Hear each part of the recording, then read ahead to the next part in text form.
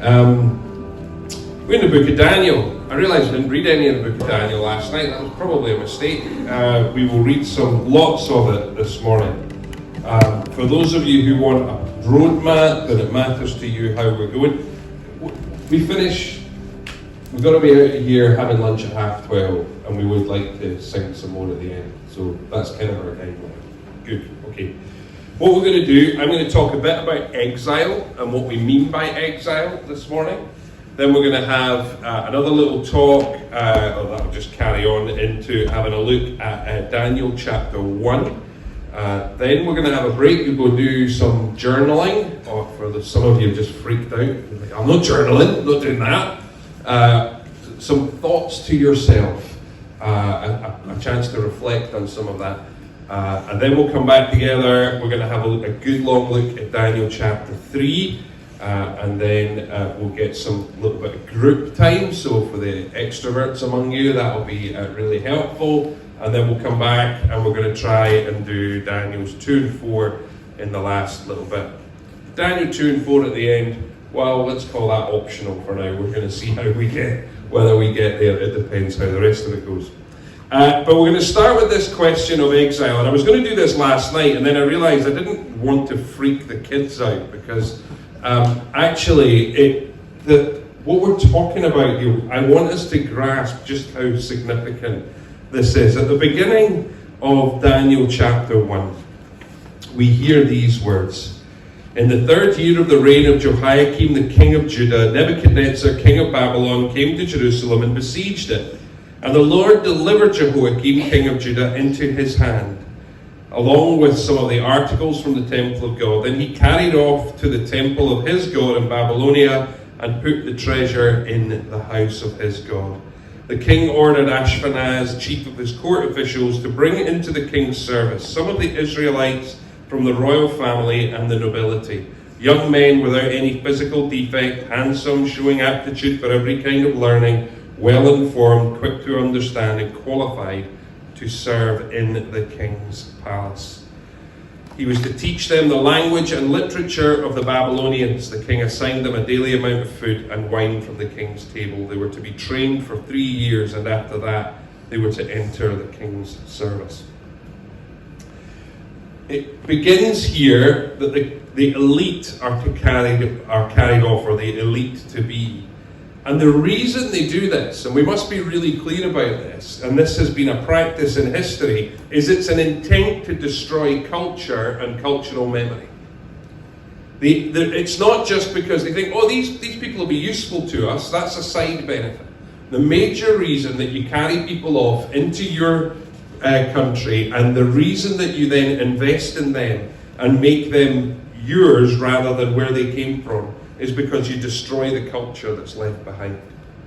It's to so inculcate the Babylonian culture that Hebrew culture is completely lost. This is, in one sense, is the University of Babylon that they're being taken to, or some version of Eden, some sort of thing like that.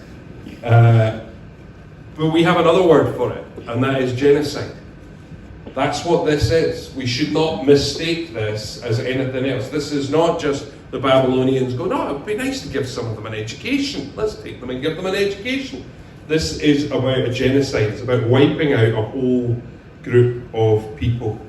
And among the young people that are taken captive were Daniel and his companions, Hananiah, Mishael, and Azariah. And we'll say more about them in just a moment. And they are presented with both an opportunity and a challenge in the midst of this exilic experience. The opportunity to bring the justice and shalom of God to this new land while making good lives for themselves. Now this is what Jeremiah will encourage the exiles to do. Jeremiah 29, and we're going to look at that tomorrow morning. The challenge, though, is assimilation. It's to so give up on their Hebrew faith as to become indistinguishable from the people of Babylon. So that's their opportunity and challenge. Now the New Testament also understands our experience as exilic. We also are exiles.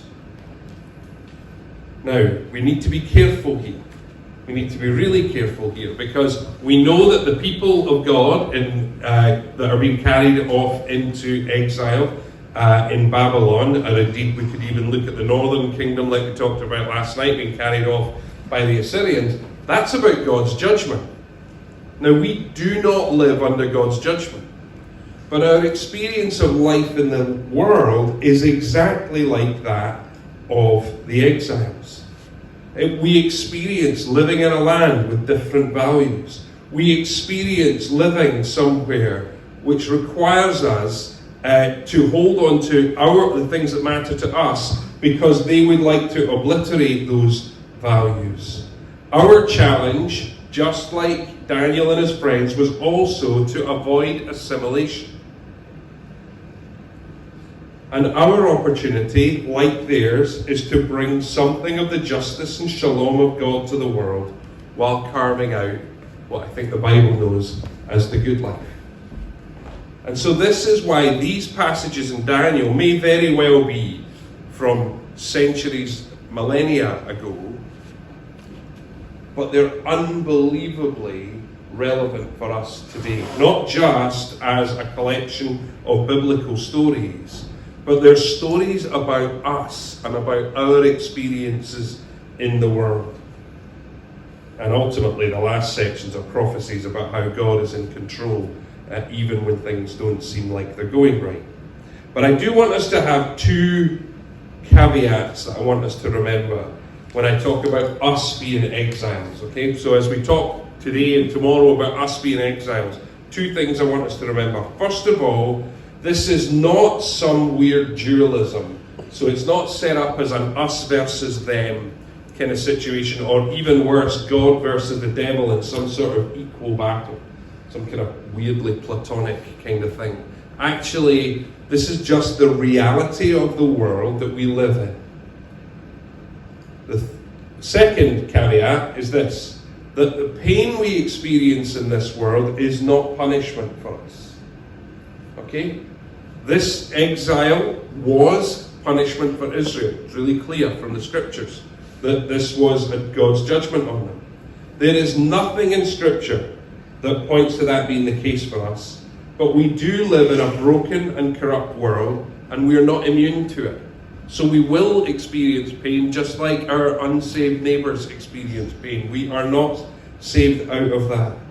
But we do have hope in the midst of that pain. That is our great difference. That in the midst of that pain we have hope, and we will see something of the nature of that hope. So those are my kind of, if you like, beginning comments on the idea of exile and on the idea that we also are exiles. Now I'm going to start my little timer here so that I actually stick to time. There we go. So we turn to Daniel chapter 1. I was going to say, if you have your Bible, I can see lots of you have your Bibles, or you're playing Angry Birds. One or the other. We'll do that. I wonder, would someone be willing to read for us? Well, I'll tell you what, I'll do the first little bit, because it's got loads of funny names in it, and it's not nice to have to read the funny names. So I'll read the funny names. And then if someone would be willing to read from verse 8 down to verse 14 for us. Is there anyone who would be willing to do such a thing? Yes, excellent. Right, let me read this bit first so we make sure we get the names right. So, we read there a moment ago, they were trained for 3 years, and after that they were to enter the king's service. Among those who were chosen were some from Judah: Daniel, Hananiah, Mishael, and Azariah. The chief official gave them new names. To Daniel, the name Belteshazzar; to Hananiah, Shadrach; to Mishael, Meshach; and to Azariah, Abednego. Daniel made up his mind not to let himself become ritually unclean by eating the food and drinking the wine of the royal court. So he asked Ashpenaz to help him, and God made Ashpenaz sympathetic to Daniel. Ashpenaz, however, was afraid of the king. So he said to Daniel, "The king has decided what you are to eat and drink, and if you don't look as fit as the other young men, he may kill me." So Daniel went to the guard whom Ashpenaz had placed in charge of him and his 3 friends. "Test us for 10 days, he said. "Give us vegetables to eat and water to drink. Then compare us with the young men who are eating the food of the royal court, and base your decision on how we look." He agreed to let them try it for 10 days. At the end of the 10 days, they looked healthier and better nourished than any of the young men who ate the royal food. So the guard took away their choice food and the wine, and they were to drink, and gave them vegetables instead. They became vegetarians. How sad.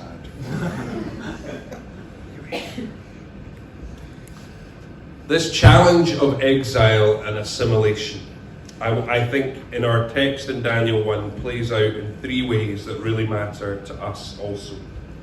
The first we see is they are given new names. This might not seem significant, but I want us to understand the names that they are given, or that they have, and then that they are given. So Daniel means God is my judge. Hananiah means Yah, as in Yahweh, has been gracious. Mishael means who is what God is. Azariah means Yah has been helpful. However, they're given new names. Daniel becomes Belteshazzar. Bel will protect.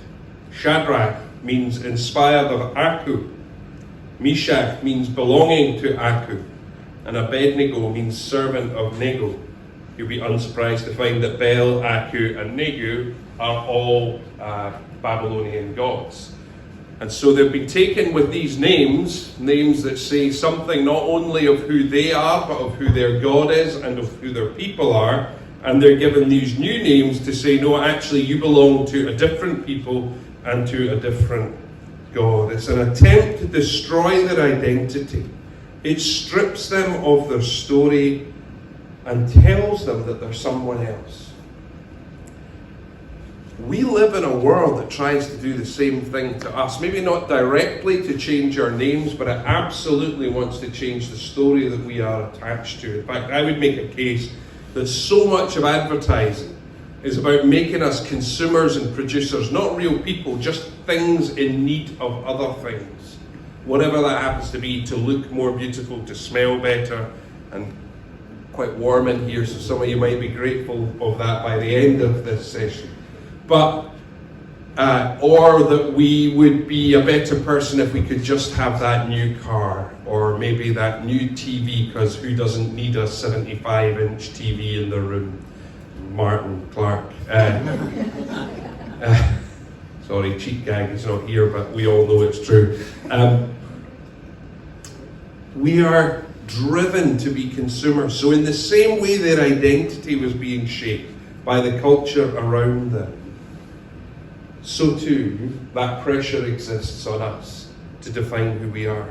I think the sharpest example of this in our country belongs to prisoners.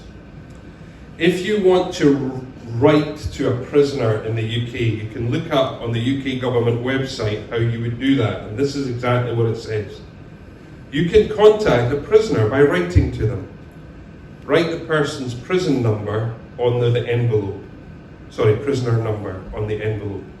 Normally there's no limit to the number of letters you can send.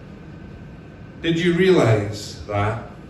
You don't write the prisoner's name on the envelope, you write the prisoner's number on the envelope.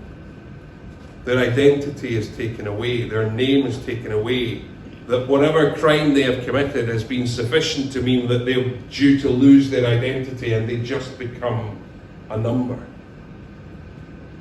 No wonder people can't get rehabilitated. Our stories matter. The places we belong to matter. We can't and shouldn't be taking that away just by changing the name. But we do the same thing all the time. We allow others to tell us who we are. And we live out of that story. It could be our name at work. Perhaps you are the, I don't know you well enough to know exactly what you do, but I'm going to use my wife as an example. So my wife is a doctor. I'm very pleased with that. It means we can live in a nice house. But here's the other thing, is that people make assumptions as soon as they hear she's a doctor. And she lives in the world with a certain carrying herself in a certain way because she's a doctor. It's a name that's given to her, but it doesn't identify who she actually is. If you get to know her this weekend, you'll know that she's much more than a doctor. But that's a real risk for all of us in our workplaces or even in our families. It's you are the mother in this place and that's all that you are. No, that's not true. It's not to say that it isn't true, but it's also not fair to say that that's all that you are. And these things become all consuming. We are ultimately to be named not by the world, but by God. Revelation 2:18 says, "To the one who is victorious, I will give some of the hidden manna. I will also give that person a white stone with a new name written on it, known only to the one who receives it." I love this. Such an intimacy to it, that God has a name for you. You are so known by Him that He has a name for you. Other people don't need to know it. This is between you and God. It really, really matters. Names, they matter. I forgot I had a little picture for that. There we go.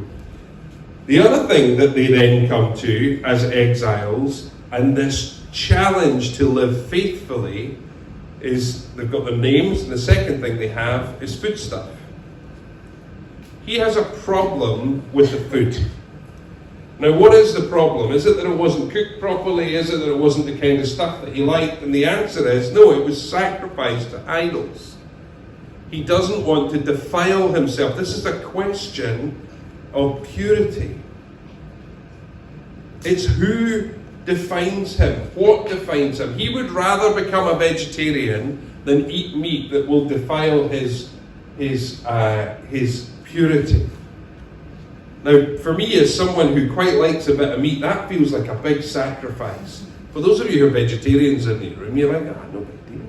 It's fine. But for Daniel, this would have been a big deal. As one commentator, John Goldingay, says, more generally, what we eat and drink, like what we wear and how we speak, commonly constitute an outward expression of our self-identity and commitments. They are particularly significant for groups in exile. So if you hang out with groups of overseas folks, so we've been blessed recently with a group of Africans that have joined our church in Portobello, and so we've got this wonderful Nigerian community, and they've started eating together, and they don't cook fish and chips when they get together. They cook all sorts of weird things that I've never heard of before. When we lived in Aberdeen, we went for lunch with an African family in our church, Tegan and Tunan, and we turned up and she was making some sort of curry, and I quite like to cook, and so I was kind of vaguely paying attention to what she was doing in the kitchen as we were chatting away, and suddenly I see her chopping up bananas to put in a curry, and I'm like, what are you doing putting bananas in a curry? And she nearly wet herself laughing because I'm such a Philistine. I did not realise that plantain is not a banana. Plantain is a completely separate vegetable altogether that is commonly used in African food and may vaguely look like a banana in shape and almost colour, but tastes nothing like it, and it's actually really tasty. They cooked the food that they knew because it was part of their story. And so by inviting us over for lunch, they were inviting us not just to share food, but inviting us into part of their story. And they can have a good laugh at Glenn's expense because he thought he was having a banana curry, and then it was plantain. Now we know, don't we, from the book of Acts, we know the story of Peter on the roof, and God says, whatever is clean, you can eat. But so we don't have the same food regulations that Daniel did. But for Daniel and his friends, as they go off into exile, the question of holding on to what they know to be true for them, their purity, really, really matters. Now, that won't be food for us, but it might be other things that come to us to defile us and to rob us of those expressions of self-identity and the commitments of our community. And they are significant for groups in exile. It's one of the reasons I think communion is so profoundly important for us. It's a place where we root ourselves. Now, if someone is an outsider and comes into communion and just listens to the words we use, they're like, these weirdos think this bread is actual physical flesh, and they think this cup of, they promised me wine and I'm getting Ribena juice, and even worse, they think it's blood. Like, what kind of freaks are they? Right? Because it is weird, right? And there's no other way to think about it. And actually, it was, this is a separate sermon altogether, but it was even weirder for a Jew to hear the kind of language Jesus used about communion. But it's one of the reasons that meal matters, because it forms us differently from the world, not just because it's weird, but because the story it forms us into is deeply significant. And actually, I think as those of us, I don't know how often you guys do communion. Once a month, so that's the same as us. But our friends that are kind of more liturgical, that go to Episcopalian churches or actually just Episcopalian churches, that do it every single week, that is the center point of what forms their worship and what forms their community. It's really significant, because what we eat tells something of our story. That's what Daniel's doing here. So, is it a big deal? No, it's a small thing. But that's the challenge that those of us who live in exile face, is the challenge to be faithful, not just in the great big grandiose statements, but actually in the little things where people would not necessarily see. And then the last thing I want us to notice from this Daniel 1 passage, and we'll read this little bit in just a second, is that this is not about escapism either. So let me read to you from the last part of Daniel here.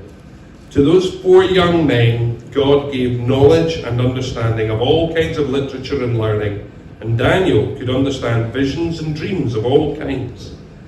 At the end of the time set by the king to bring them into his service, a chief official presented them to Nebuchadnezzar. The king talked with them, and he found none equal to Daniel, Hananiah, Mishael, and Azariah.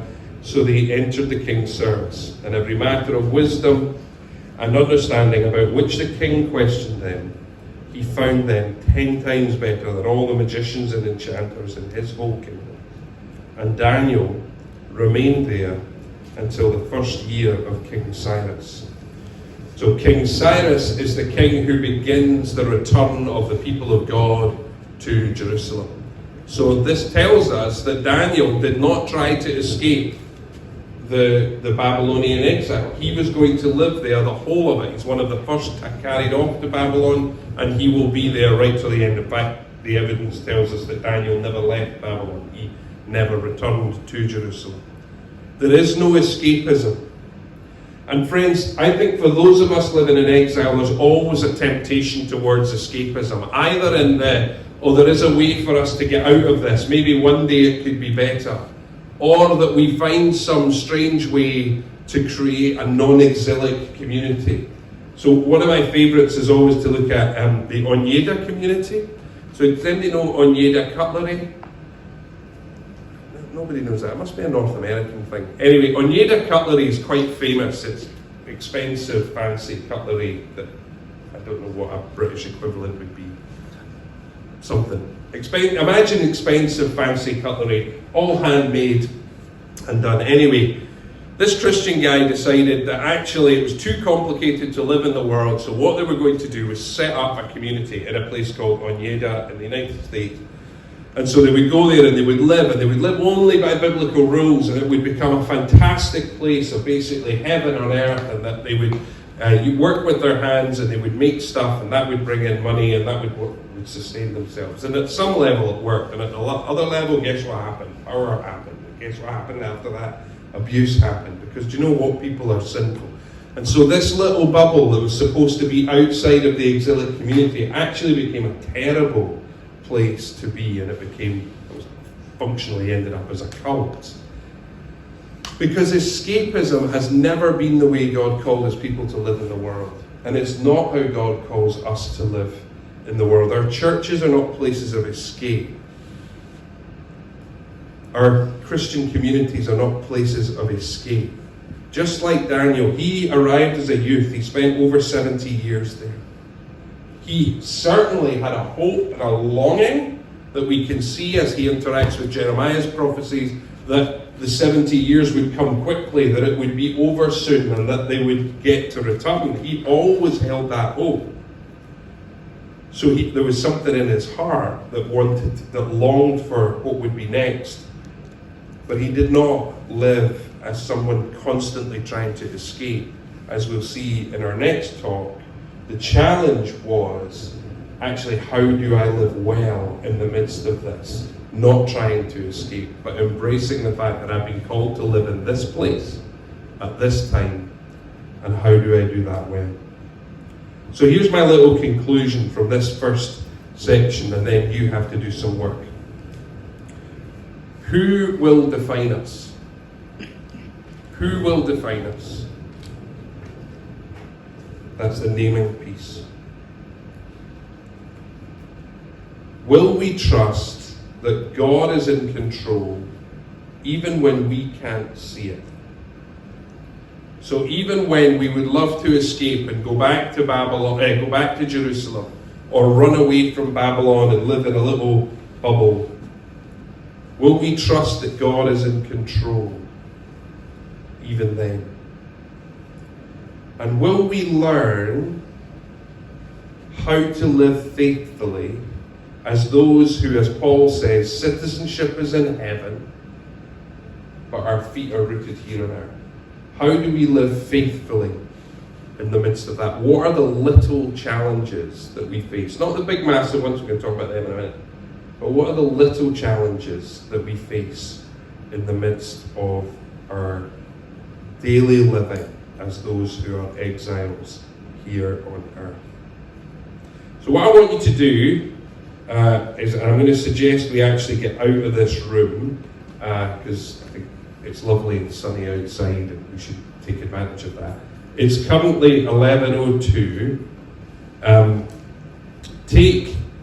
Come back in here ready to start again at 11:15. That'll give you time to pick up a coffee or a glass of water or whatever you want to do.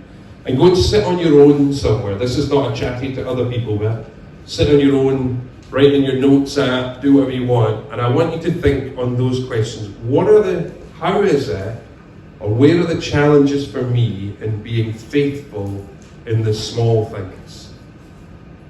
Is it a naming thing? Is it a purity thing? Is it an escapism thing? Or maybe it's something else.